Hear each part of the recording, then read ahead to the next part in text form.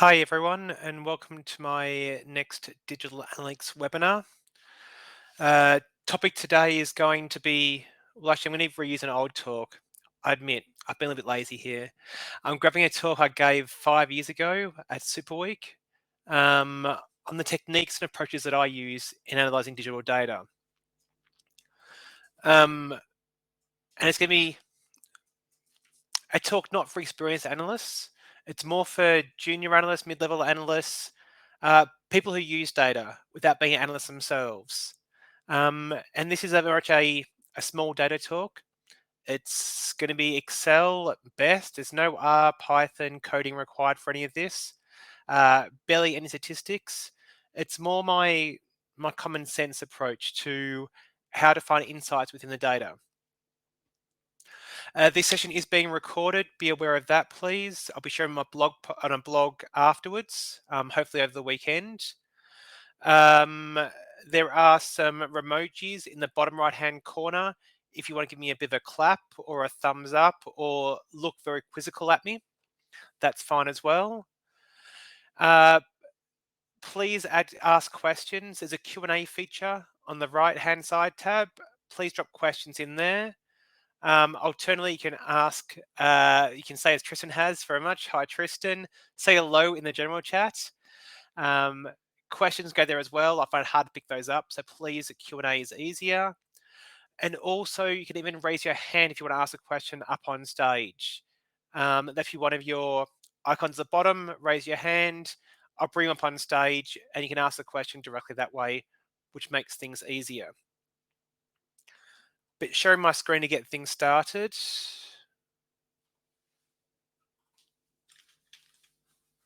And moving this to the other screen so I can see it. Cool, so just the introduction, while hopefully a few more people join. G'day, my name is Peter. I am an Australian. The G'day part gives that away. I lived in London for 16 years, moved across the Netherlands just under a year ago now, and now making a home here. I've got a new background, I'm in a new house, a new office room. I do need to invest in some proper webinar kit though, I think. I'm going to be jealous of everyone else with that. I've been working in digital analytics myself for the past 15 years. I ran my own agency for close to 10 years, launching it, merging it, selling it off, and exiting last year. And I'm now back freelancing in ZHS Orchards as a data strategy director, or whatever job title you want to throw my way. I'm also the founder of MeasureCamp, which was a conference for analytics people on a Saturday, free to attend, where anyone can talk on any topic. It's a great sharing experience. It's been a bit on hold the past 2 years. We'll see what happens next year. But there has been an announcement recently of the next event in the North America. It'll be a virtual event happening, I think it's the 20-something of February, 26th of February is the number that comes to mind, but look that up. MeasureCamp's a great event to attend, virtual in person, highly recommend it. These webinars, they were originally once a week. We're now about once a month as I've been busier. And I got through my original set of ideas. I've always had a lot of ideas, a lot of opinions. Not everyone reads blog posts these days. Some people prefer to view them in a webinar style like this, see a recording. It could all become a formal course. I had a request someone I had to reply to, I think on LinkedIn, asking, making it a formal course. My ideas do jump around a bit too much, I think, for a formal course. Hence, this webinar approach does seem better. This should be about 45 minutes. Hopefully, it's your lunch break if you are in Europe somewhere, and that includes the UK. MeasureCamp style, which means please feel free to ask questions throughout. And this one here, this should be a pretty practical workshop. That's my intention. Ask to clarify points, what I'm doing, why I'm doing it, how to make it work better. And the whole point of this, to share my knowledge, I like sharing ideas. It's the best way to actually get them challenged, to improve them myself, is to get feedback from people. And of course, I'm a freelancer, so looking to generate leads. If this is good for you, if you want us to apply to your own business, you've got some extra training, get in touch and we can discuss that as well. But kicking things off, today's talk. This is my way of doing analytics without anything involved. Luckily for me, luckily for you. It's a practical talk. I've given a lot of talks which are a bit more, well, not sort of theoretical, but more big picture, data maturity, etc. This is much more a practical talk. And like I was saying before, it's not designed for experienced analysts. I hope you actually have a lot of those ideas yourself. Could be good to sense check them, but definitely good for the junior analysts, people less experienced with data. As I said at the start as well, this session is being recorded. Please feel free to ask questions at any time. Ideally in the Q&A, general chat should work as well. If you want to ask the question up on stage, feel free to raise your hand. I'll bring you up on stage as soon as I can. But today's talk, scenario. You've been requested to analyze the website performance or a marketing campaign, a website section, a particular page template. Analyze this, please. The output of your analysis should not be reports, a bunch of statistics, here's some data tables. It should not even be a set of insights. Doing this properly, as best you can, you go beyond your reports, your data points, beyond answers, beyond even insights, to actually giving recommended actions that can be taken by the marketeer, the product manager, the business owner to improve their business performance. That's the end goal here. So please, everything we're doing, keep that end goal in mind. The theme I use, the philosophy I use, is I look for the exceptions, the numbers that look wrong, the biggest changes. I mean, and with this, you'll find, and hopefully if you've already found this, the longer you work with data, the longer you work in business, the more you develop your spidey sense. A sense that these numbers don't quite look right, that something's wrong here, that if you pull this thread, you may find something very interesting. And that's, well, getting a lot older now, a few more grey hairs, much longer hair recently thanks to lockdown.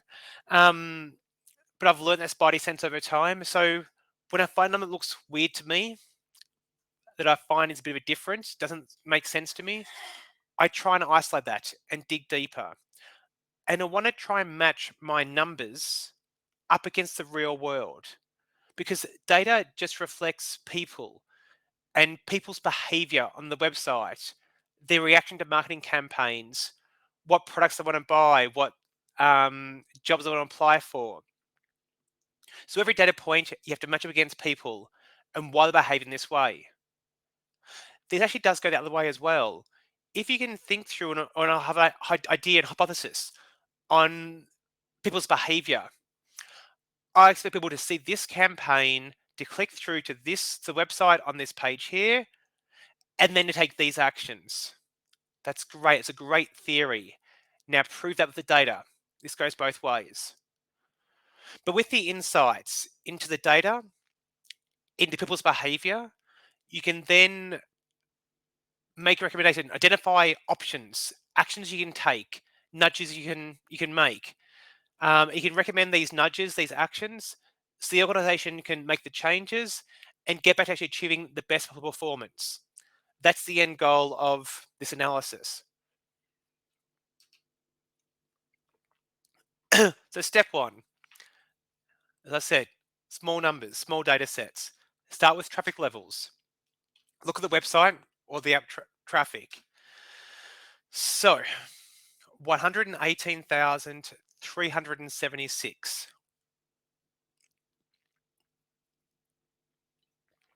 It's a pretty pointless number, isn't it? Doesn't actually give you anything. So let's go step by step with this.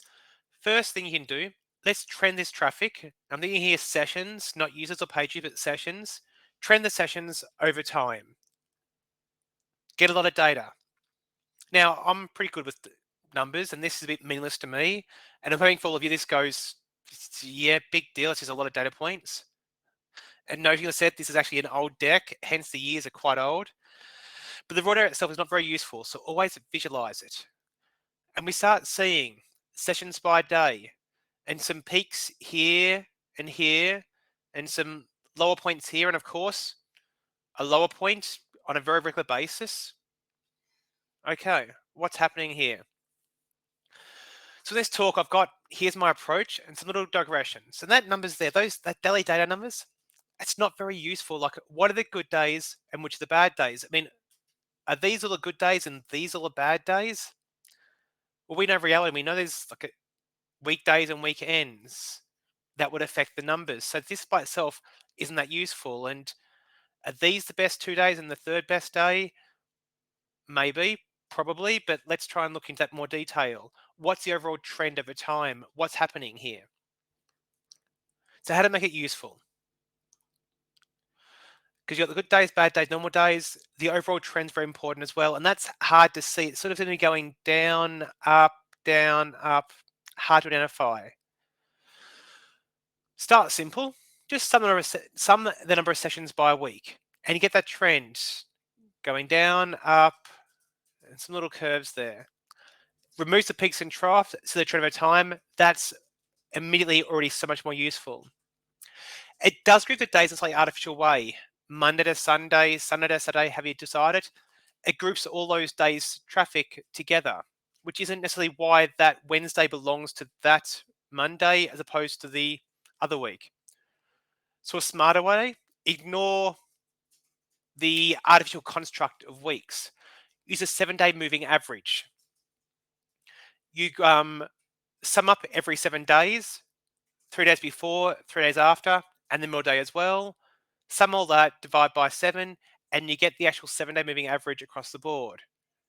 And we see here actually now only going low up to one peak here, down again, second peak, down, and jumping at the end.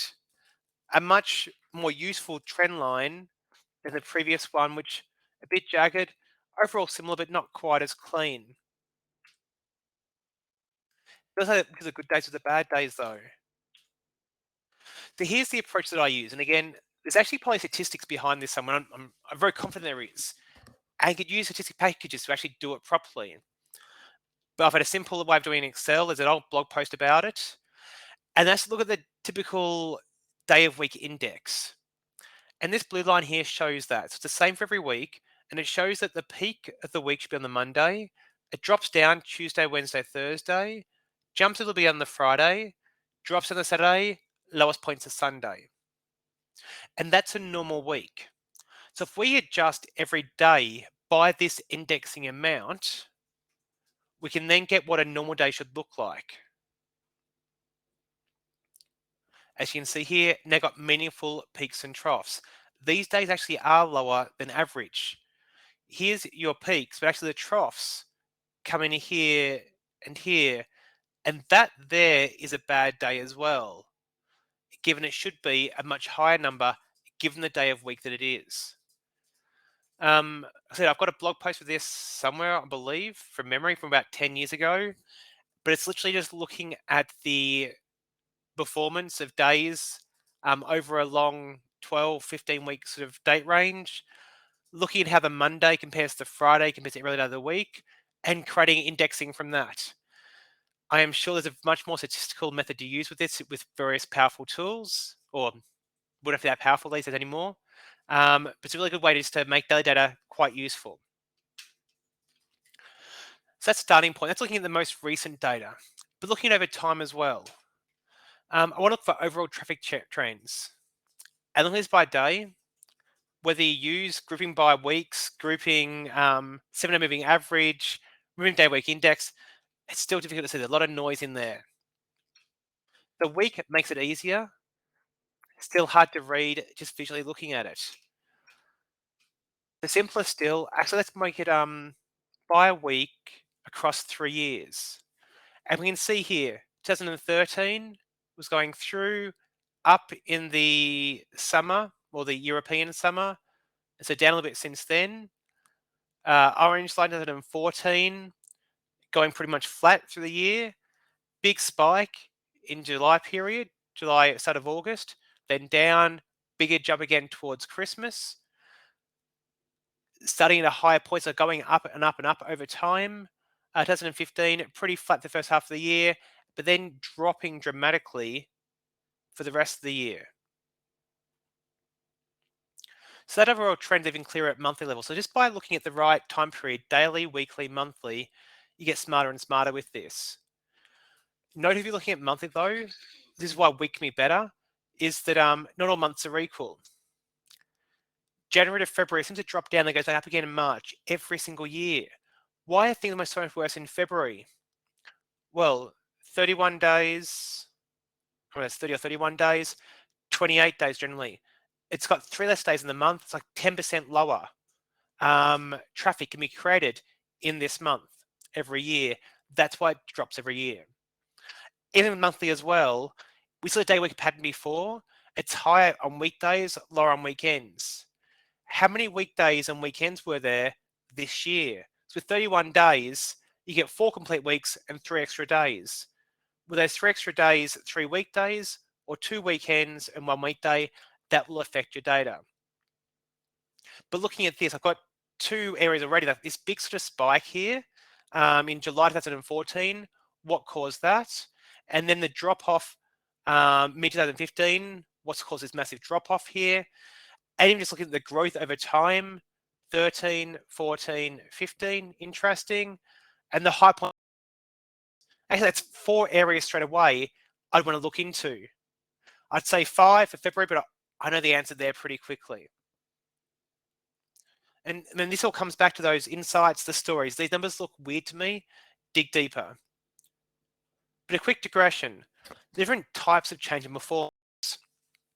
So when performance changes, there's usually one of 3 patterns. And you need to look at this pattern because it helps explain what's happened, why the people have changed the behavior. The first one here is a step change. This is, to be honest, the best one you can find. It just makes life so much easier. It's this orange line here, going through and changing overnight to a whole different pattern. These lines are obviously pretty artificial, pretty flat, but you find this as well for ratio-based metrics, things like bounce rate. You'll see usually pretty flat over time, particularly when you get higher traffic levels, and it can suddenly change one day to the next. Now with this, I'd actually then dig into it deeper and go, all right, these days here, is it 16th, 17th, 18th of January, roughly? Show me the data for this metric for just those days by hour or by minute. And again, I've asked developers saying, hey, guys, did you change something 17th of January? No, nothing at all. No release at all. You sure? We made one thing, but wouldn't affect your numbers at all. Definitely not us. All right, did the change happen around 2:35 p.m. on the 7th of January? Maybe, yeah. How'd you get that timing? Well, that's the numbers change. That change is exactly linked to the change that you made. Your change must have changed the numbers. Step change makes life so much easier. And in this previous pattern, that looks to be potentially a bit of a step change in July, going for the back around the 18th of July, looking at by days, looking to see what happened around this date period. I can get back to it almost. Somewhere in this mess in here, applying the daily data, removing day of week indexing, I identify that down, that step change, possibly down to a single day if I'm lucky.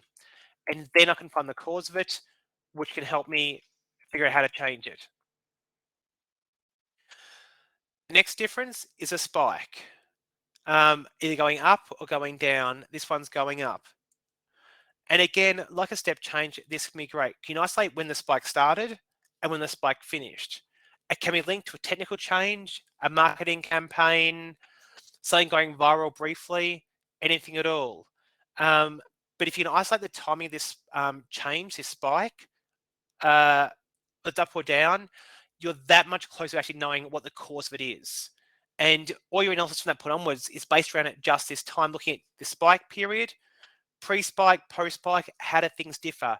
Is the traffic source different? Is any page content different? Device mix different? Is it anything at all? That's great as well to look at.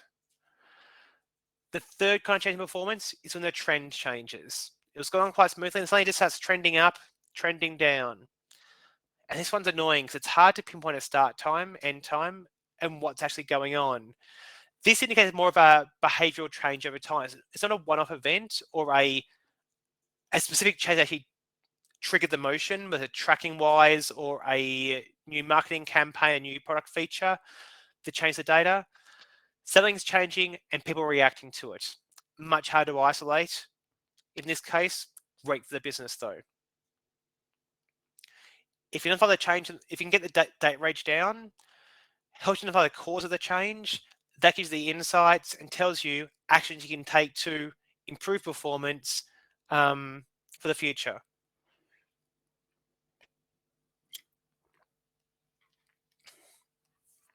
So next step, start applying key segments.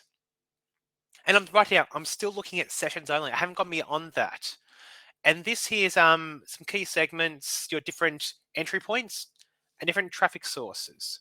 Still sessions, picking a decent date range, 4 to 8 weeks, avoiding major events like Black Friday, which will skew the data, and looking to see how things are performing. And seeing that the biggest entry point is the homepage of the website, high bounce rate, people entering on product pages. It's a key page. People leave quite quickly.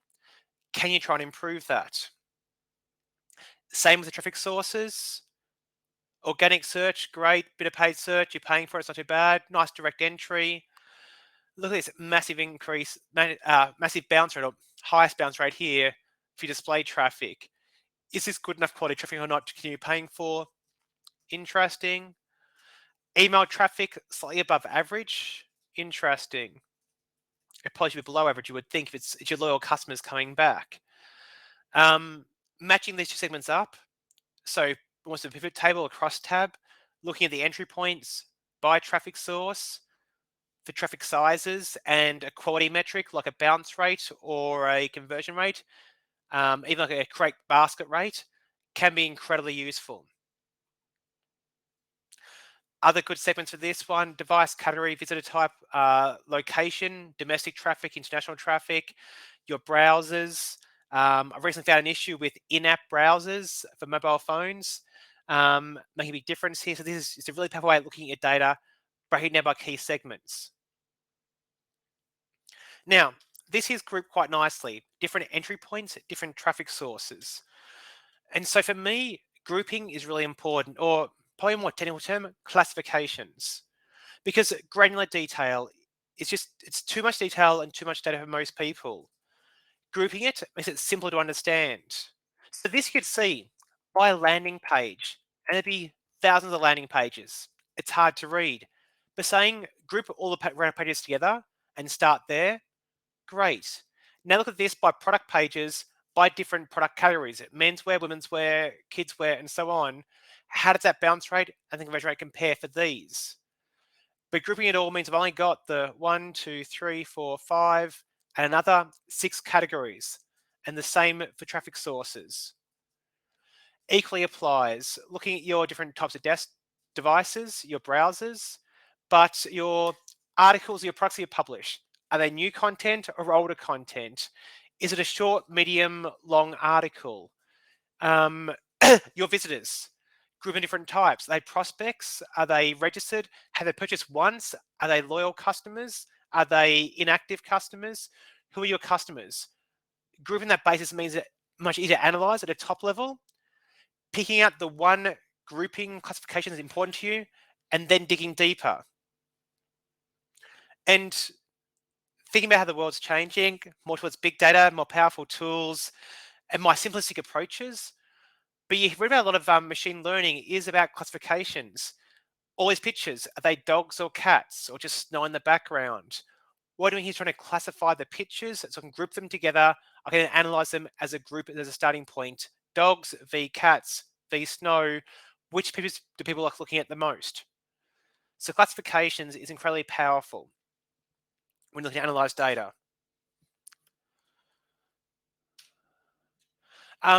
With all this is a tool I've talked about before. Is actually recording in a blog post of introducing this. It's called Performance Diagnostic. And this is when I'm looking to go beyond dimension by dimension, rather than looking at all these charts one at a time, put it all in one place. This tool is very powerful. It's very ugly, I admit that, but powerful regardless. Every row is a different metric. all your key metrics in one place. Every column, a different segment, all your key dimensions in one place and grouped quite nicely. You can then look through this and look for variations internally.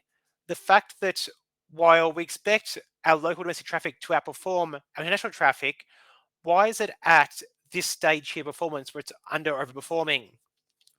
Let's investigate further. With this, you get it all worked up, a big chunk of data, you print it off, small A3 pages, lock yourself in a room, pizza, possibly beer will help, and go through it all number by number by number, looking for the exceptions and then digging deeper. It's all in one place for you at one time. I've forgotten something. We looked at data. We've looked at the daily trends, looked at the weekly and monthly trends over time. We've broken down by dimensions. We're going to look at it, we grouped the data together. We looked at it in one big, ugly data picker report. So what am I forgetting here? It's about the people. It's about the business. The data only one part of it is an important part, but to understand the data, you have to understand the people as well. So where's an office? Walk around the room, chat to different groups, chat to the marketeers. What's important to them? What campaigns are they doing? Who are tackling those campaigns? What do they actually expect to have happen? Product managers, what are their product features? What's been released in the past? What's been released now? What do they think should be happening on the website? Do they know what the percentage of people are who are logged in, not logged in? Do they know what's going on in the business? Do they know people actually enter on a product details page? Ask all these questions across the entire business to give sense to the data you're looking at. How do you make money? How are you the same or different to every other website? What actions can you take in your role that could impact performance? What theories do you have about people's behavior, which I can help you prove or disprove to actually help inform those actions? This is really powerful once above and beyond the data you're looking at as well. Let's switch from talking about quantity of data to the quality of the data itself. And with that, another digression, start drawing diagrams. Map out how people actually makes money, because a complete mapping here, increase profitability, increase the revenue. How can we increase revenue? How can we increase our subscriptions? Various paths. And you can focus on any one of these boxes here in your analysis. A lot of boxes, a full complete mapping will actually give you even more boxes, gives you even more analysis that you can do and things to investigate. I always talk about it, mapping out websites. And again, there's an entire blog post, multiple blog posts now and recording on this topic on how you visualize websites. And this to me is so powerful in understanding behavior on the website or on the app, when you can see people actually how they progress through the website or the app, or how they're meant to, because the data, actually how they're actually doing it. Help you define your KPIs, find issues, explore the whole situation, but this is the key starting point. And so you looked at all your traffic levels. You want to beyond that, let's look at conversion rates. Finally, 2.73%. And again, a totally meaningless number. You have to drill into details again. And for me, it's very much a top-down approach. The small numbers first. If you're looking at your conversion rate being 2.73%, you go, that's not good enough. Break it down at a top level first. What is that conversion rate for each stage of the e-commerce funnel? Yet again, there's a talk on that, a blog post on that. How's it for different visitor types, for different device types, different locations and traffic sources? And I mean, if you look at the traffic sources, and actually they're all pretty much around the average, things are the same here, don't go deeper. But if you found that in the device type, it was up around 10% for desktop and 0.5% for mobile, that's your spidey sense. Let's dig deeper into mobile. What's going on here?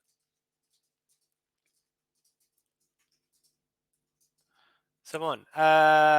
Yeah. So with that, that's what I mean. Numbers by themselves are meaningless. When I start saying that number's meaningless, this number's meaningless, what is the data comparison to actually use to get value from this? The most popular one, it appears to be most businesses, is last year. The same day, the same week, same month of last year. I'm not the biggest fan of this because things usually have changed so much in the course of a year. Um, if you have the same um, public holidays, same time of the year, this is where it can work out. If you got Black Friday and Easter on the same time each year, well, Easter never is. So comparing year on year around Easter time, totally skewed. If Black Friday, that can be skewed as well. So if your promotional calendar is the same every single year, this can be useful. If not, I find last year not that useful. The previous period, though, while everyone sort of says, well, last week, last month isn't good, but to me, it's a simpler one and a probably better one than last year. Because if nothing's changed in your marketing, your website, your product range, your um, content you're producing, the performance this week should be very similar to last week. And if it's not, something has changed. Whether it's an external factor, it's a public holiday, it is Black Friday, or an internal factor, we changed our marketing, we changed our website, we changed something technically, what's gone on here? With that, sometimes for comparisons, for analysis, I just want to look at this period during a spike against a period when the spike wasn't there. Or basically a period when we've got some high numbers versus a period when there's some lower numbers. Because if we're comparing the sort of two periods, I can see what's different between them that can indicate why things are higher or lower. So in a way, for a data comparison, when you're looking at a spike or a step change, the date length doesn't matter. The alternative doesn't actually matter. If things should be similar but they're not, look as to why they're not. Everyone does love the external benchmark though. I mean, how are your competitors performing? Can we look at that? Because we compare ourselves to competitors, we know if we're doing good or bad. And to be honest, that's probably pretty rubbish because your competitors may be doing rubbish. I mean, you're beating everyone, but they're all really shit, which means you're a little bit better than shit, which doesn't mean you're actually doing a good job. So while competitor comparisons is good in theory, in practice, I'm not a fan of it because you don't actually know what you're comparing against. I mean, and really, no websites have the same customer base, the same product mix, the same marketing mix to do a true like-for-like comparison, if you get it, apart from in limited circumstances. Comment from Charlotte, exactly that. Looking at last year, well, COVID kicked in last year. We can't compare. It's not a true like-for-like comparison. We're going back 2 years. And I mean, next year, you're going to look back over 3 years. In that 3-year period, well, people now work from home rather than the office. So you can't actually find a true like for like anywhere. So last year, whatever you look at it, I'm just not that confident in. Internal benchmarks can be better. And this is the idea of the performance diagnostic. If we know what it is for Chrome, let's compare against Safari. The two should be like for like, in theory. If you're looking at your mobile browsers, your mobile in-app browser should be actually pretty similar for that. If you're looking at organic search, let's compare against paid search. It came from a search engine, a different mix to it, but it should be a nice benchmark to use internally to understand performance. Of course, there are targets. We want to grow by 20%. And at that point in time, all those other more useful comparisons get thrown out the window. That's all that matters. It doesn't tell if you're doing good or bad. It gives you a very artificial number. But the better way, if it can be done, it requires more work. It's very tricky to do. Is create a forecast. And this forecast takes into account last year and the previous years. It moves around to actually compare the Easter period against the previous year's Easter periods, because we know that's going to happen for this year. It takes into account your recent data, your previous 3 weeks, because that gives us a starting point for what should be happening when you adjust for day of week, week of month, month of year, external factors at time. And it allows you to take into account the fact that we're changing our marketing campaigns now. And so we know when we change our marketing campaigns, what's going to happen at that point. So we did it during this period 6 months ago or 3 years ago, and it takes into account with our forecast. So a forecast taking into account everything above here is actually your best comparison if you can do the work to get a forecast which is reasonably accurate. And for that, it could be worth looking up Richard Fergie and Forecast Forge. I haven't looked into, I think that's the right name for it. I haven't looked at him recently, but he's a great guy, and a tool that he's built has to be pretty clever as well. So Richard Fergie, I think it's called Forecast Forge. It's a simple way of forecasting within Google Sheets.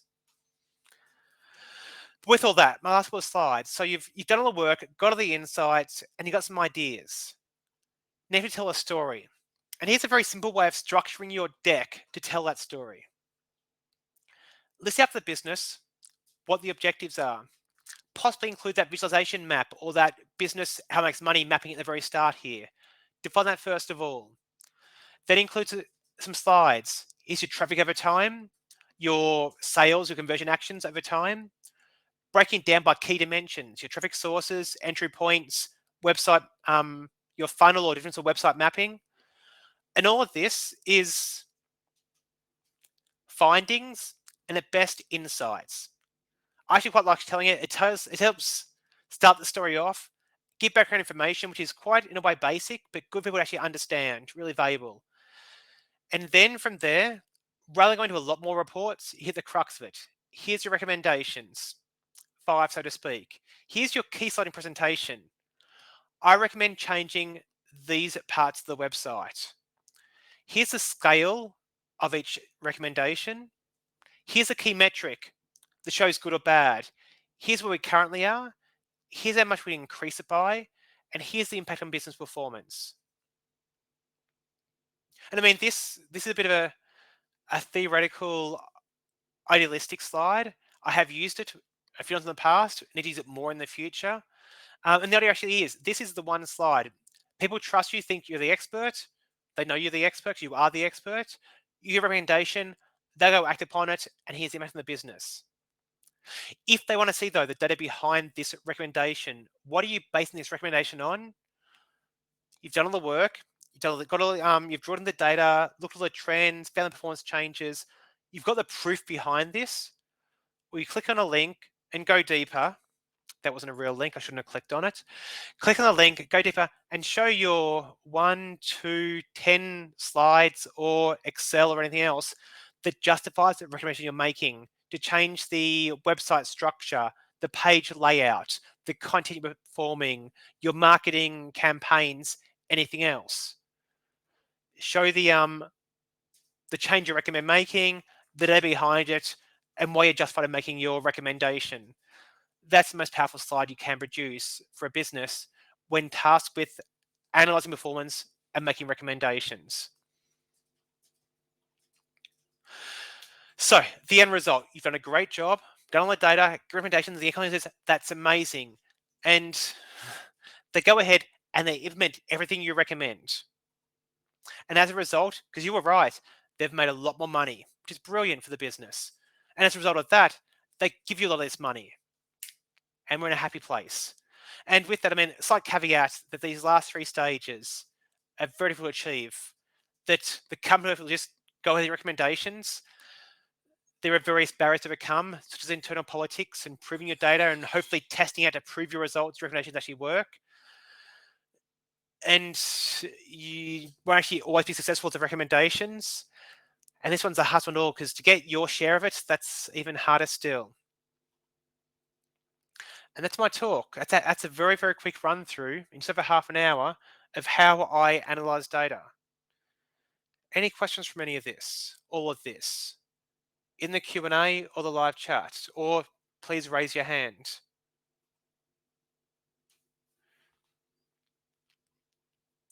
I will be sharing this deck afterwards and writing a blog post about it and sharing the recording.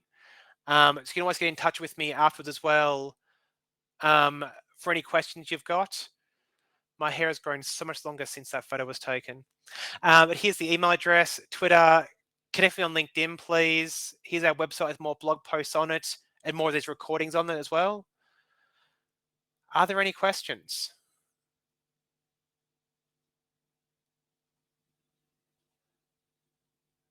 It appears not.